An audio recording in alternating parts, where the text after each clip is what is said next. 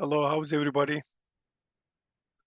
Welcome to Certified in Cybersecurity Certification informational webinar about the understanding 5 domains.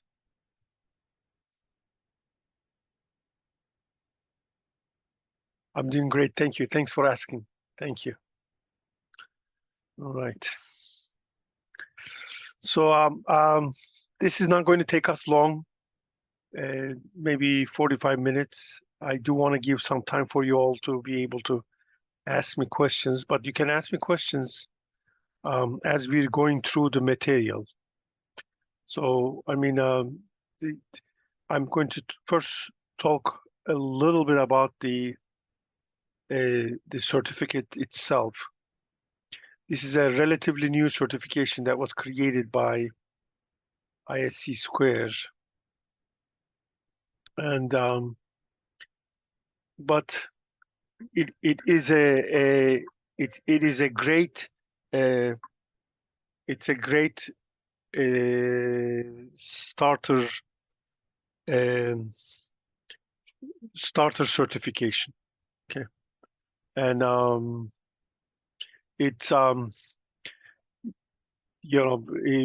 we will talk about it's a little bit, and then I'll talk about each of the 5 domains, and then and then we will have a question answers part 2. But again, like I said, as we are going through this the material, you can stop me anytime and ask me questions about any of this. We should have enough time, and we should be out of here before 3 p.m.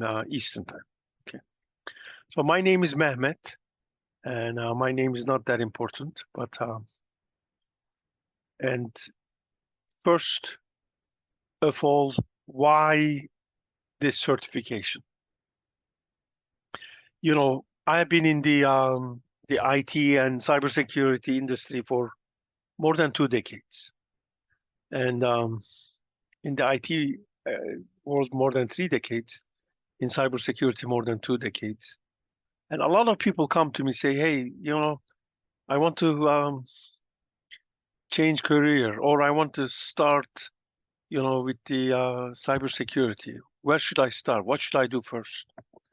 And, there used to be only one certification, but now there is a great certification that's created by one of the true industry leaders, ISC2.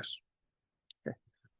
I mean, and I hope this is not going to be your final terminal certification. I hope you further your education and go for the CISSPs and CCSPs, which are the more advanced certification that ISC2 provides. But this is a truly an entry-level certification where you can start with 0 prior experience.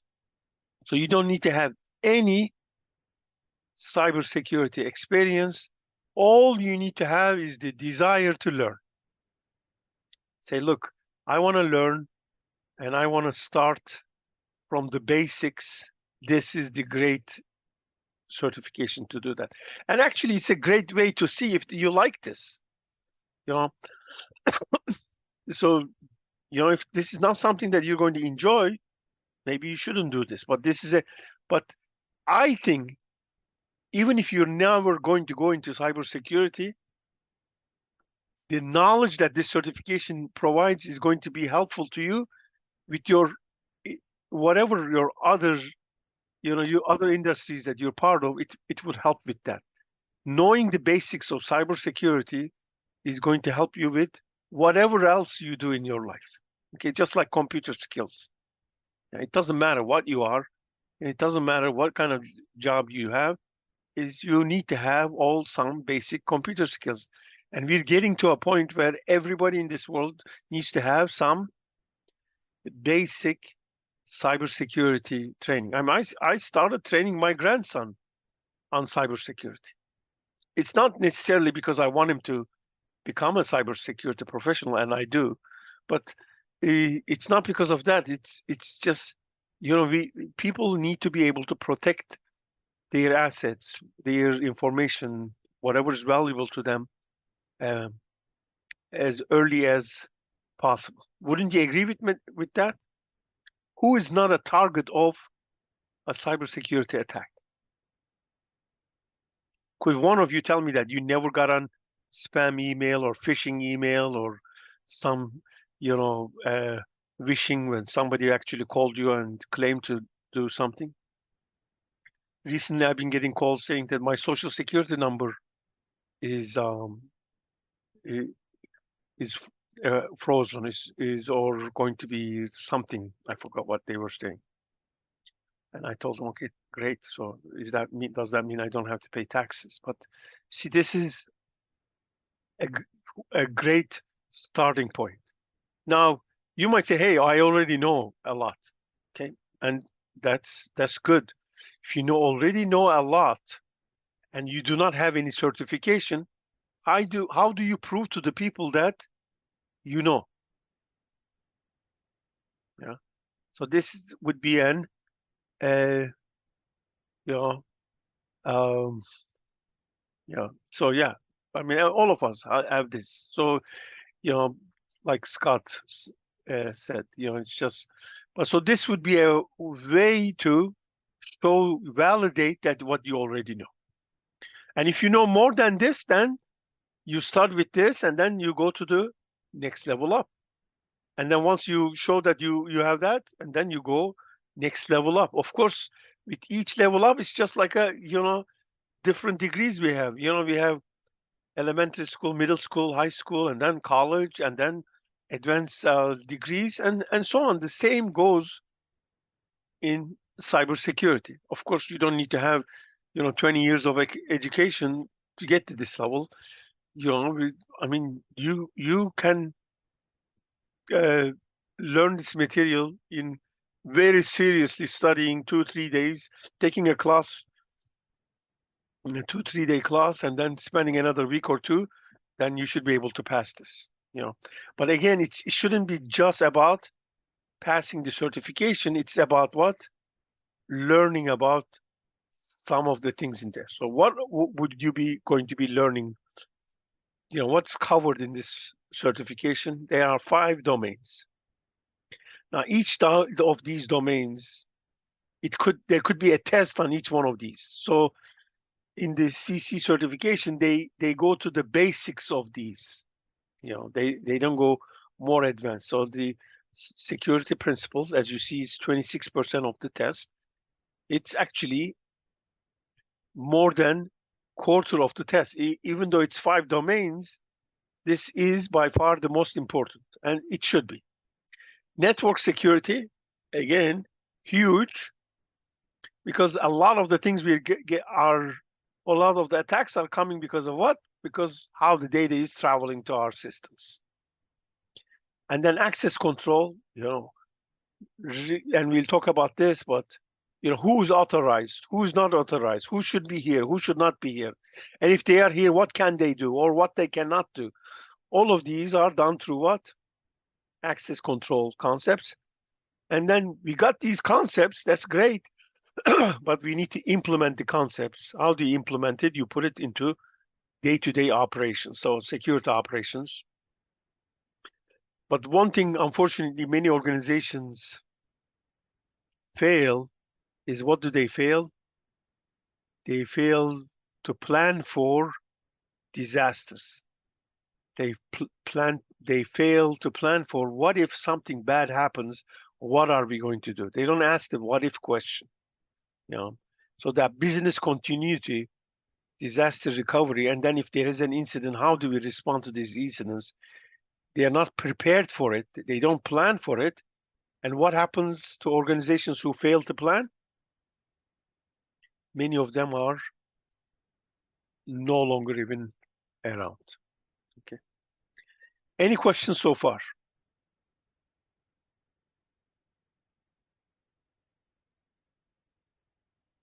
No questions? Are we okay?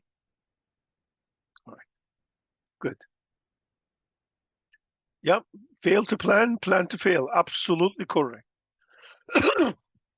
So, and this is unfortunately one of the things. I'll tell you something about cybersecurity. Cybersecurity is something that, when do we know that we haven't done enough?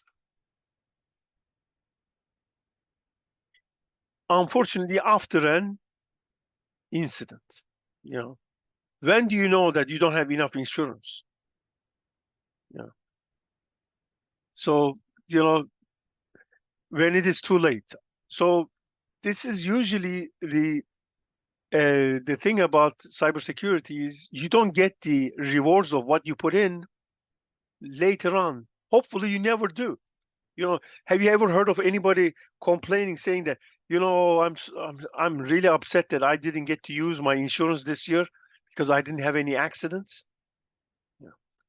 But when you do have an accident and you don't have insurance, or when you get sick and you don't have insurance, that's when we feel, bad. This is the thing. Same with cybersecurity. You know, and good, mature organizations are the ones who put in that effort ahead of time. What I tell people, to a lot of my customers, I tell them, look, I know you didn't have an incident yet, but at least learn from the suffering of the others. So aren't there a lot of great examples out there that we see incidents and see that what happened to them because they weren't ready? So we should be ready so that, if it does happen to us, then we can minimize the impact. Okay. All right. So here are some, and again, I could be talking about security concepts for days and months if I had time and if it was needed. Okay. So, but there are some of the things that are so critical that, we need to have some starting point. The the most important thing in cybersecurity is risk management. Trying to minimize the risk to an organization, or make the risk at a level that is acceptable to us. Don't we take risks every day? Yes. I got on my car and drove to here today. Did I take a risk, especially in Atlanta traffic? I live in Atlanta area. Did I take a big risk? Absolutely. And I know some of the other cities. Some other cities maybe not as big risk, but some other cities, the cities that I lived before in DC and Denver and so on, terrible traffic. Okay. DC was nightmares, almost as bad as Atlanta. Yeah. So this is one of the risk things that we will, they talk about it. And then there's the basic fundamentals of cybersecurity. It's called the CIA triad. It's confidentiality, integrity, and availability. Confidentiality means that we need to keep our secrets. The information should be only be shown to people who are authorized to see it, and we should not disclose any information to people who are not authorized. So confidentiality is about disclosure. Who should we disclose the information to, or not disclose the information to?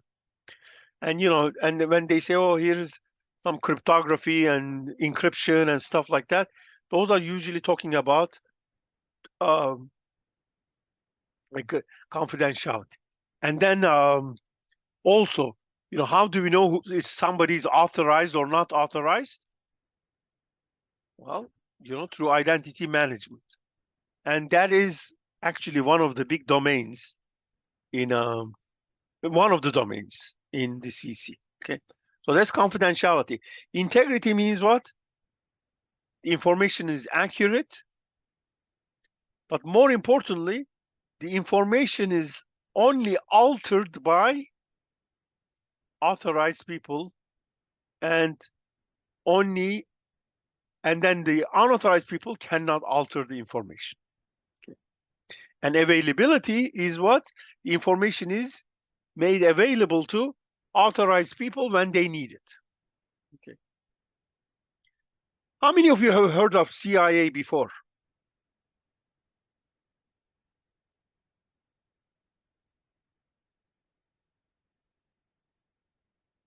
Okay, all right. So I talk about CIA even when I'm doing awareness training to like the medical practices and so on, because it is so critical uh, to understanding cybersecurity. Because if you go too far on availability, confidentiality and integrity suffers. If you go too far on integrity and availability, then availability suffers. So there is a balancing act. That's why it's called a triad. It's like a triangle where you push too much from one side, the other side of impact. So it is a balancing act. Okay. And then the way we actually reach the levels of risks that we want, that we make the risk to an acceptable level, is usually by using security controls. It's a fancy term that we use, but really security control is anything you do to secure the system. So you put a lock on a door, that's a security control. You ask for people to enter their password, that is an security control. You put a fence around the building, that's a security control. You use a firewall, that is an security control. Okay, so these are all, and of course, the operation of it is implementing these controls. Okay, and then we have identification, authentication, authorization, and accounting, and we're going to talk about this a little bit later on. But it's okay. Identification, who you say you are. Authentication is actually verifying who you are. Authorizing is giving you the access. So it's all about authorization. But then we need to make sure that you're doing what you're supposed to be doing. So we monitor you. That's the accounting part. There are few security principles that like I'm crazy about. One of them, my favorite by far, is the concept of least privilege. Any of you heard of least privilege?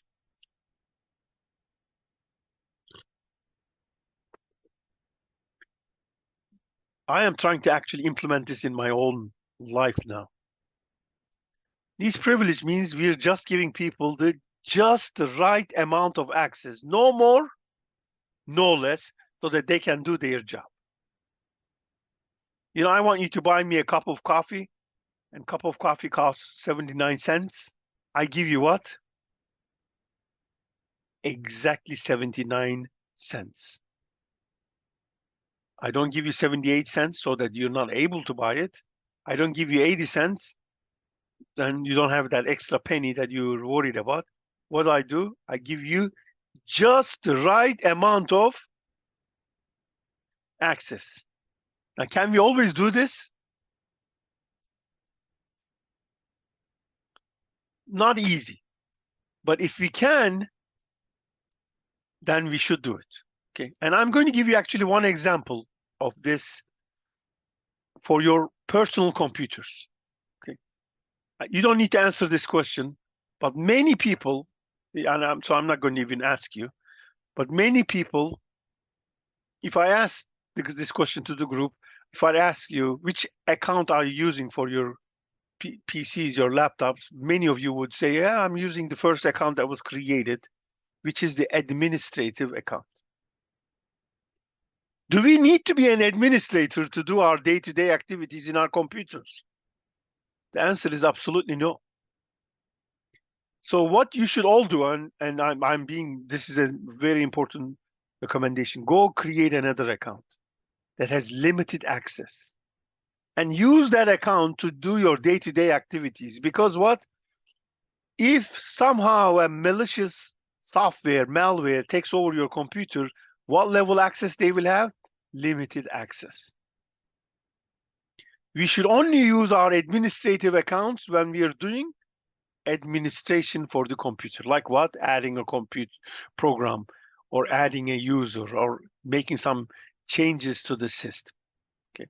So this concept of least privilege says, you know what, we give people just the right amount of access. If they don't need to be in the building after 5, we will not give them access to the building. If they don't need to use this software, then we will not let them use that software. Okay. So this is a great concept. And I started applying this in my life. Finally, I'm able to park my car in my garage. You say, how is that have to do with least privilege? You know, things that I don't need, things that are not relevant to what I do. Why am I holding on to it? Yeah. I mean, there are some people who say like the minimalist. I don't think I'll ever become a true minimalist, but it's not a bad idea. Okay. Anyway, and then the second concept is separation of duties. We do not want a single person to be able to do sensitive matter from beginning to end. For example, I should not be able to request my leave and then approve my own leave. You know, request for a payment and approve my own payment. So, or somebody approve the payment and then actually write the check. These people have to be what? Different people, so that we don't have fraud. So we can minimize or reduce the fraud incidents. Okay. And then, of course, there's also going to be a lot of things that are relevant to our organizations based on regulations and frameworks and laws. Like I work with a lot of healthcare, so there's HIPAA. If anybody's working with the European companies, then there'll be GDPR. If you're working for the federal government, there's going to be NIST. There is the International Standard Organization, ISO, and so on. So these are things that actually, in many times, these frameworks will help us things because somebody has done the work before. They know they have done it, they have tested it, they have vetted, so we can use them to help us implement things. But also sometimes we mandate it because of the regulations. Okay, like PCI, payment card industry, and so on. If you haven't heard of any of these, you will have at least some basic understanding after the class. All right, so that is a very important. I mean, if nothing else, if you learn some of the basics of cybersecurity, isn't that going to help you out with everything else you do in life? What do you think?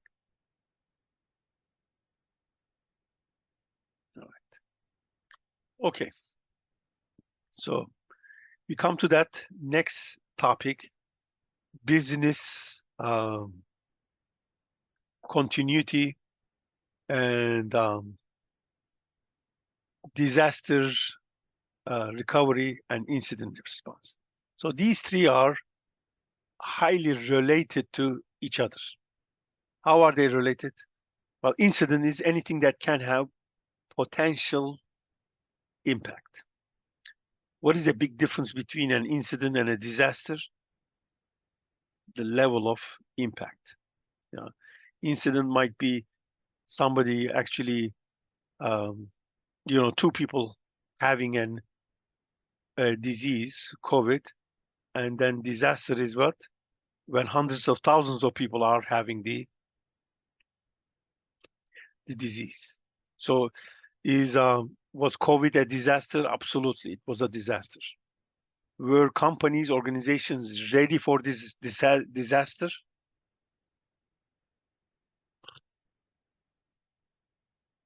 I would say overall, not. They were not. Okay. There were some that were, but they were in minority. What happened to the companies who were really terrible with getting ready for this? Where are they now? They are in the history books. Okay. They're no longer there. Right? So, and business continuity means what?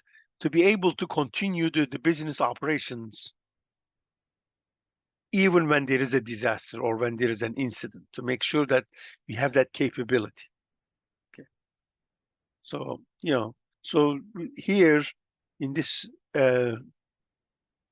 domain, you learn about incident response phases and the processes, like the detection, and then, containment of this. You go to an emergency room, so what do they do first? They look at the level, and then what? They try to contain the issue, and then what? Then eradicate, and then come up with an um, response plan, and then learn from it, so that next time around you're better prepared for the incident. Okay.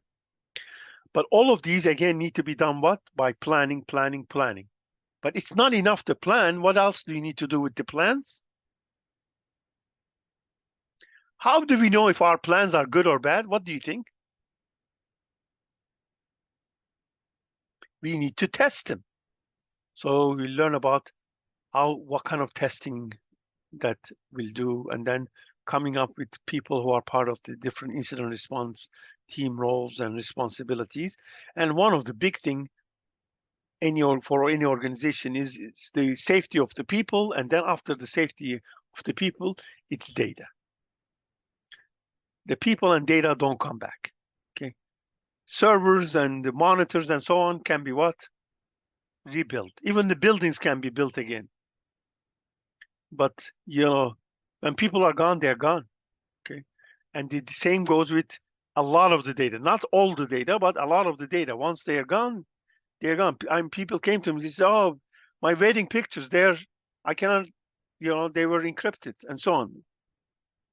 I mean, and if you cannot restore it, what? Are you going to go back, 15 years ago, in my case, 37 years back, and then say, okay,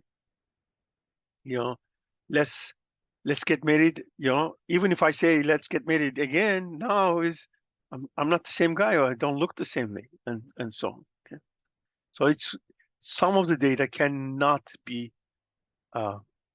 recreated. So therefore, we need to do a good job of protecting that information. Okay.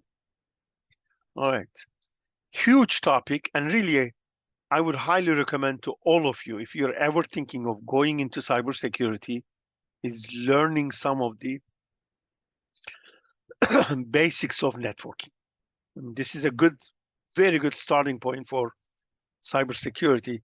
But you say, look, I am planning to become a professional cybersecurity, then I think you need to put a little bit of time aside to learn more about networking itself, because it's a huge part of our life. Everything is networked today. There is no longer standalone anything. Even the games we play, are there what? They're all network based.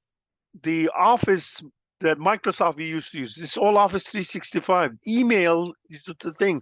We're all attached to our phones, and the phones are all connected through network. Okay, so we need to understand some of those basic networking protocols, TCP/IP, and you don't know how lucky you are that we're really down to one big protocol called TCP/IP, because there used to be many different protocols before. But that's thanks to internet. And then also understand some of the basic networking components. You have actually many of these in your houses. You have routers and switches and even firewalls. Many times this is the same device. It has the router and the switching capability and the firewall built into it. But so we have some understanding of some of these. So we need to understand and what layer do they work in, what do they do, and more importantly, how could these be compromised? How a bad actor might try to use the weaknesses, vulnerabilities that's built into these systems and try to exploit it to attack our systems. Okay. So we understand about secure network design.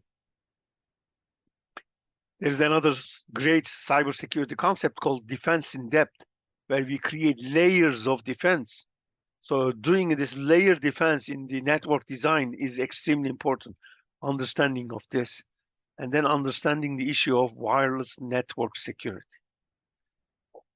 I am willing to bet a lot of money that you all use wireless internet, wireless connectivity.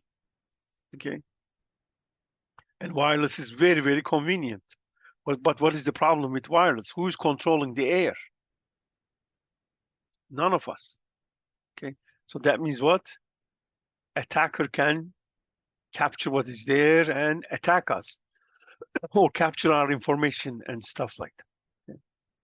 And then they'll talk about some of the common threats: denial of service attacks, man in the middle attacks, or sitting in the middle, capturing things, and then denial of service attack.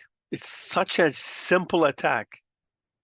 It's like, if somebody was upset with a business and 2,000 people went right in front of the building and just blocked customers from coming in, what are they doing? They're doing a denial of service. The same thing can be done much easily with computers. You just generate more data than the system can handle.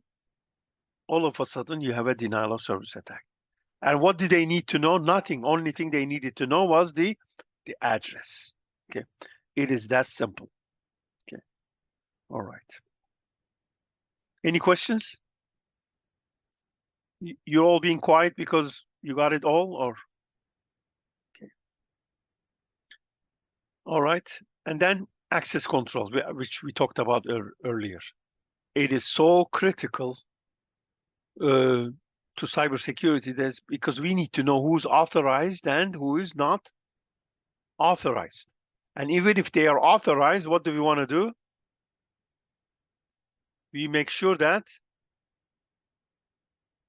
they are doing only what they are supposed to be doing, and nothing else. I'm just so sorry. Hold on. Let's had some technical difficulties.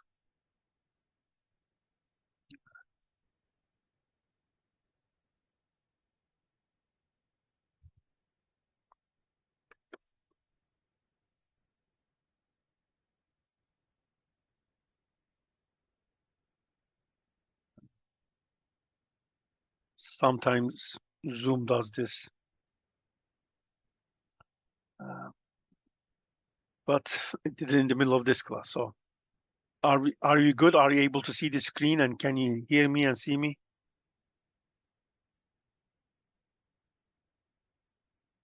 Okay. All right. So, and thank you. Sorry about that. All right. So it's about making sure the authorized people are able to see things, and unauthorized people cannot make changes, don't have access, and are able to actually see the content. Okay. And there are different levels of access models. There is, mandatory access control, role-based access control, rule-based access control. But the ones that we like a lot, most the preferred one is called like role-based access control, meaning what people are given access based on their role. If you become a salesperson for a company, they would give you access to, the Salesforce site, so you can see your customers and what they might be buying and what they might be interested in and so on. But you're not going to be seeing the employee social security numbers, because that is what the HR's job and so on. So giving people access only based on their roles. Okay. And again, this whole process really is identity and access management, identity and access control. But there is something that I recommend to everybody, and to all of you here also: implement multi-factor authentication. What does multi-factor authentication mean? Don't just rely on your password. Say, hey, look, I want to get a text message if I'm going to log into the bank account. I am going to use another app. I'm going to use a Duo or Okta or something, or use a second way to verify my identification, my fingerprint, or something like that. So something something you have, something you are are typically what are some of the factors we use. But why would we want this multi-factor? Because what? It's not that difficult for somebody to break into our password. And I don't want to risk everything with a single password. I want to have this higher level of verification.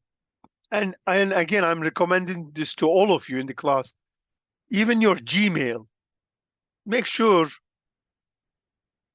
whatever the email service you're using, do a multi-factor. Because many of your other passwords are reset through what? Through your email. If somebody gets hold of that, they might be able to do what? Get hold of your other accounts. Okay. And we talked earlier about least privilege. We didn't really talk about need to know. Need to know is what? You're just giving people the minimum level of access. We don't give them more information that they need. We just give them just the right amount of information. Okay.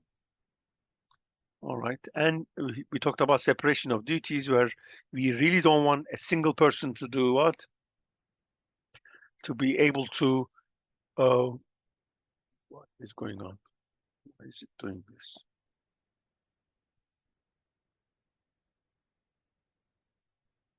I am so sorry.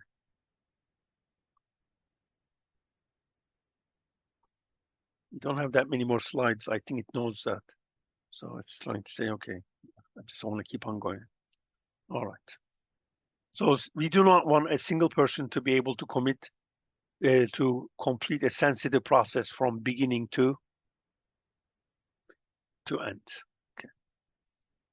Now, I'm just giving you some of the high level stuff.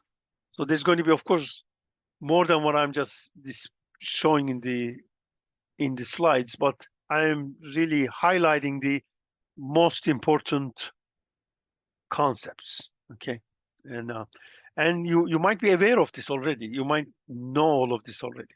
Okay, so in this security operations domain, which is going to be the last domain, this is the day-to-day security tasks.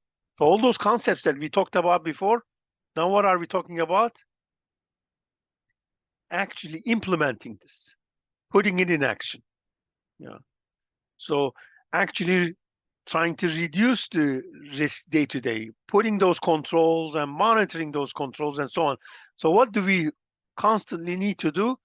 We need to monitor. We need to know, how do we monitor? Well, we monitor with cameras, but we also monitor with what? We monitor the network activities.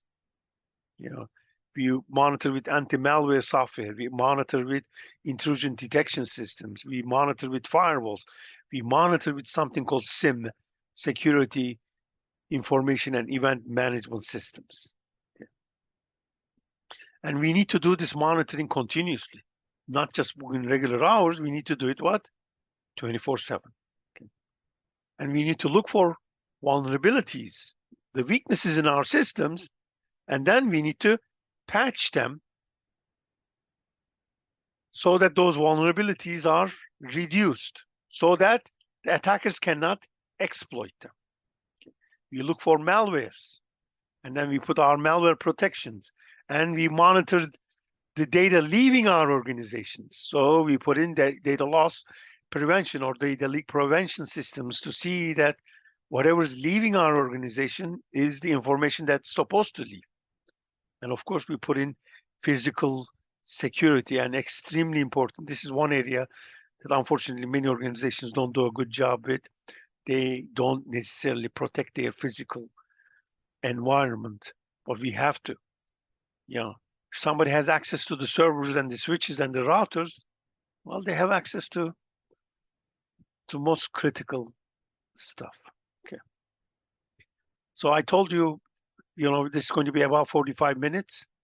So we are done with the domains. So, and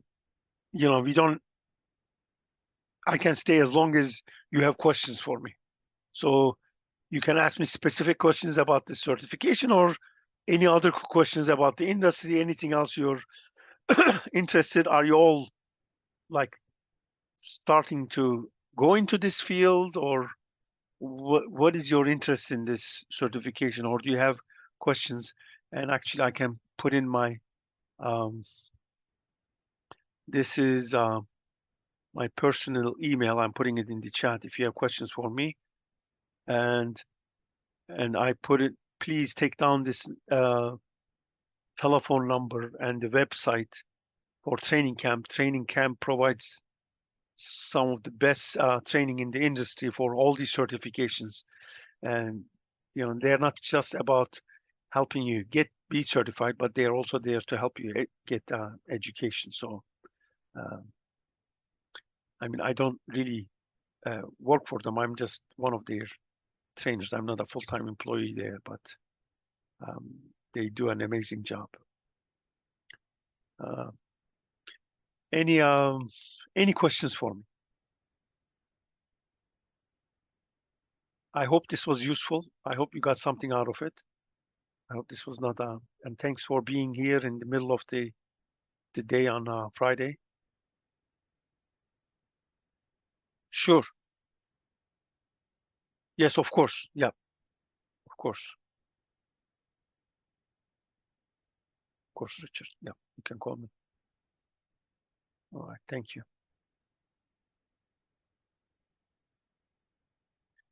All right. I'll hang around if you have questions. Otherwise, have a beautiful rest of the day. It's turned out to be really nice here in Atlanta. It's not too hot. It's kind of difficult to say that it's not too hot, but it is not too hot right now. It's just right. Thank you.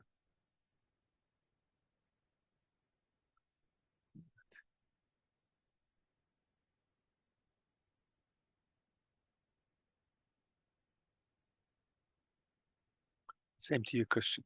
Thank you.